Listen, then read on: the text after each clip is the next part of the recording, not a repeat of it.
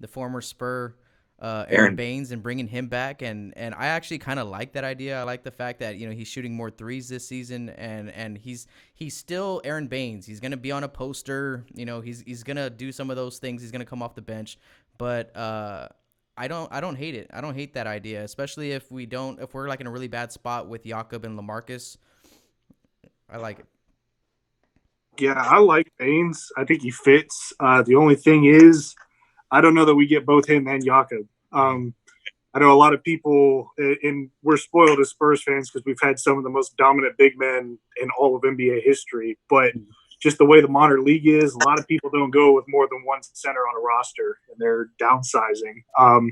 So yeah, I'd absolutely love if Baines come back. I just don't see them getting both Jakob and Baines on the roster for similar reasons we talked about. I mean, I know Baines can hit the three, but it's going to be a real slow lineup if you put both him and Jakob out there.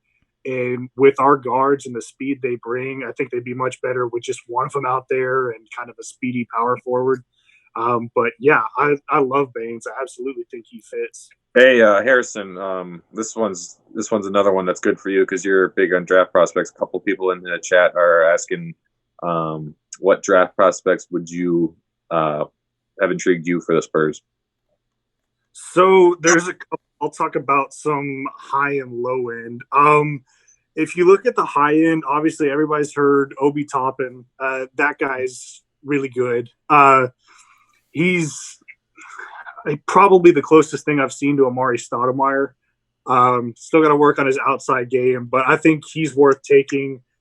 I don't think he's going to fall to us at 11 to 13. I think he's going to go top three. Denny Avdija is another one that's in there. Another thing people discount is we could just let Jakob walk entirely and pick a center. And there's plenty of good centers. I mean, there's Vernon Carey out of Duke, who's kind of an old school guy that I'd compare to Steven Adams. I actually wrote an article for your page talking about trading down. Yep. And I actually like Paul Reed out of DePaul. I mean, he's Yeah, kind of your poor man's Obi Toppin. I mean, he's 6'9", 6'10". He's a small forward. I really like Jordan Nwora out of Louisville, who I think is kind of your poor man's Denny Avdija. He does a little bit of everything really well. And then if people think we need a big man down low, you got a guy like Udoka Azubuike out of Kansas, who's just, big defensive anchor. He kind of does exactly what Vernon Carey does, but he's valued lower. So, and for people who haven't read, my reasoning for that is it's a role players draft. And I think if you're going to be drafting a role player in the lottery, maybe try to trade that for a future first in a later draft that is star-studded that you could get into the lottery. Because I think a lot of these first-round guys are going to end up doing about the same outside of maybe 4 or 5 of them. And I could be very wrong. But, I'm going to dive into a lot more draft prospect stuff on my page and on Maddie's blog in the future because I love that stuff. So, yeah, but right now, those are the names that jump out to me. Do you think we should keep going? I think we should wrap it up. You got one in the chat room, Destin, or? Yeah, you guys basically hit it. I've been seeing a lot about Shemezi Metu. Yeah, I see one about LaMelo Ball. I don't. Yeah, I think that's a joke on that one. I think I can speak for everybody. I think LaMelo's going to Detroit. I'm going to throw that out there right now. But yeah, what do you guys think about, this will be the last question of the night, if you guys are cool with that. What do you think about Shemezi Metu? Do you think that he will eventually be in the starting lineup? Do you think he has a future with San Antonio? Like, what's up? Yeah, we talked about this on your podcast, Rob. I was upset, to say the least, when LaMarcus and Jakob got hurt and we didn't call up Shemezi. I don't know if it was Harrison or Rob that pointed out that they had consistency issues with Shemezi. I mean, obviously his ceiling's been a little higher. He's put up higher numbers in the G League, but it wasn't as consistent as what Drew Eubanks was giving. I mean, although Drew Eubanks' numbers and stuff wasn't high, he was still kind of giving you this. You know what you were getting from Drew Eubanks every night, and so that's why he got the nod. But I think Shemezi's, just given that his ceiling is just so much higher. I'm not trying to hate on Drew Eubanks, but I just don't see a ton of value. I know you're high on him, Rob. Maybe you're better qualified to talk about him because you've seen him play up front in the G League. But I look at him as a 6'9", kind of big that can't really shoot. He's not really a dominant force down low. He's not a great rim protector because he's only 6'9". I'm not saying he's terrible or that I hate him, but I just think Chimezie Metu with his athleticism and his reach, and I've seen him play in person, and he's got a pretty decent outside jumper that he's been working on. I think his upside is more way higher than Drew Eubanks, and I think a lot of people compared him to Clint Capella. He's kind of that Clint Capella type player, catching lobs and protecting the rim and rebounding, and I really actually kind of see that he's kind of a poor man's Clint Capella. And so I'm high on Chimezie. I'm not as high on Drew Eubanks as maybe Rob or other Spurs fans are. So if I had to choose, I would go with Chimezie going forward. But we haven't seen them. We've only seen small sample sizes from both of them. So if we're going to make a real judgment, we're going to need a larger sample size to kind of make a judgment from. What about you, Rob? I feel like this year might have been a little bit of Spurs doing guru mind tricks on Chimezie, kind of like what they did with Lonnie Walker in the beginning of the season. I felt like they could have gave him minutes, of course, right? But they didn't. They wanted to make him earn it and things like that. And I feel like they kind of did that with Chimezie here when they brought up Drew. I felt like Chimezie was probably like, why didn't I get the call? You know what? Now I'm going to go down here in Austin and just prove that I should have got the call. And he kind of did, right? He went for like 2 or 3, 30, 20. I don't know what he had some crazy stat nights in Austin right after that. And, I see him a little bit differently than you, Matt. I kind of see him as a poor man LaMarcus Aldridge, to be honest. I see him as a guy with skill, with a guy with a shot that can shoot it from the mid range, from the short corner, and he's more willing to step out and hit a couple threes too. So I like him.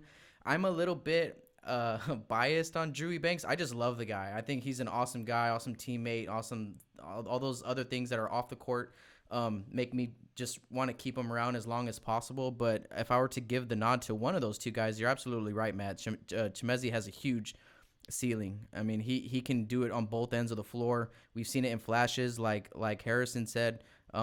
He just needs to do it consistently, and I hope that he is going to be a guy who gets his shot. That's all I can really ask for him right now is I want him to get his shot. I want to see what he can do. I want him to see it. I want to see it like unfold in front of our eyes, like I've been waiting for this. I feel like he's one of those guys. Comes from Nigeria, had a great summer. Nigeria didn't play all that well, but he played well, I think, individually. Like, he started off not playing in the summer, and then by the end of the tournament, he was like their leading scorer, leading rebounder, and he was putting up some nasty highlights as well over there in where was the FIBA at? Us? No. Anyways. Oh, yeah, the I FIBA forget. games this past summer. So I think he has a huge ceiling, like you said, Matt, and I want him to get the nod just to get some minutes, and then we'll take it from there.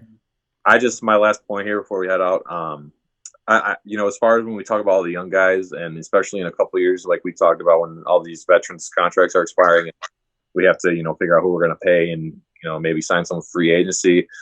I hope the front office has a plan to give more usage and minutes to the young guys, to Lonnie Walker, to DeJounte Murray, to Keldon Johnson, to Derek White, to Chimezie Metu, to Drew Eubanks, or at least one of those guys.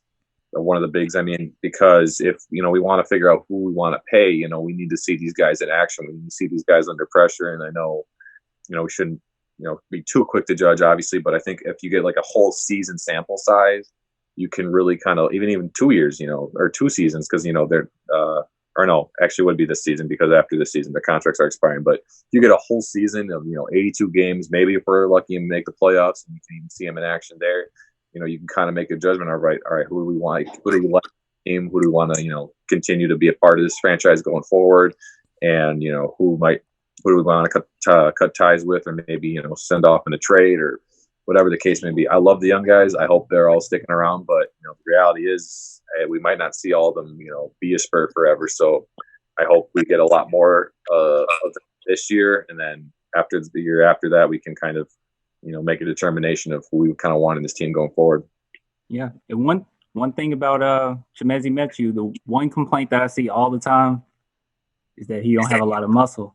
But we did see him go on to Instagram, and he was talking about how he's building up muscle. So that should be exciting too. So he should have a little more strength on him going into the next season.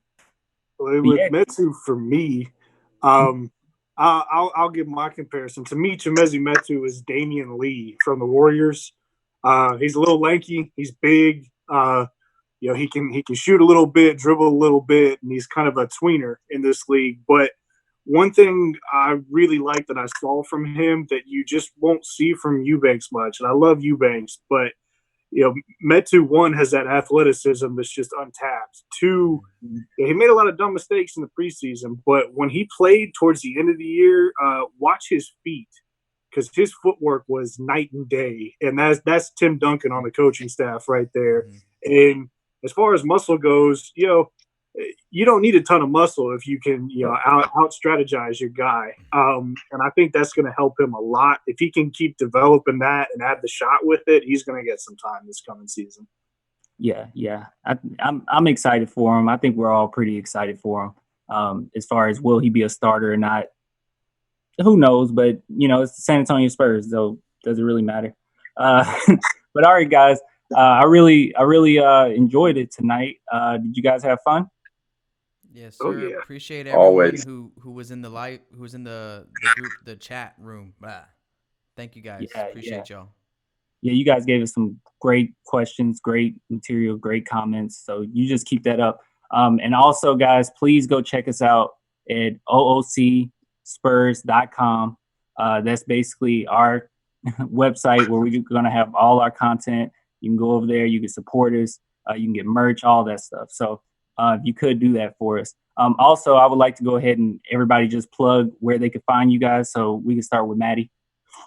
Yeah, you can check us out, Spurs Fan Blog on Instagram or on our website, spursfanblog.com. We're pumping out articles every week. Harrison below you, if you like, or below me, if you like his content. He's been writing articles for us. He does a great job. He's, like Destin said, he's our numbers guy. He's a numbers guru, and he's been writing some great articles lately. So if you like what you heard here today, check out our page.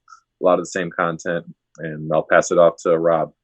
Yeah, you guys can always find everything at buckingspurs.com. Stop what you're doing right now. Do not close this window, and go follow all of us that are in here. And especially go follow our new page. That's our collaboration page, like Destin was saying, OOC Spurs. Yeah, and our primary sources, we're on Facebook. We're facebook.com/San Antonio Spurs Talk. We also have an Instagram and a Twitter, and those are both at SA Spurs Talk. So, yeah, give us a follow. We're going to be retweeting everything that we put on the Order on the Court pages, sharing that on Facebook. And don't forget our Facebook page. That's facebook.com/Order on the Court. We're pretty much on every social media platform. So, yeah. If you're looking for us on Instagram, it's OOCSAS. And me, I'm Clan the Spurs fan. You can find me on YouTube, or you can find me at Spurs Dynasty or Spurs Wave on Instagram as well. Well, I really appreciate everybody coming through. We had a great time. Please follow, subscribe to Bucking Spurs, and subscribe to Clan the Spurs fan. We'll keep you updated with everything that's going on with our collab. And until next time, guys, go Spurs go. You stay safe out there. Go Spurs go.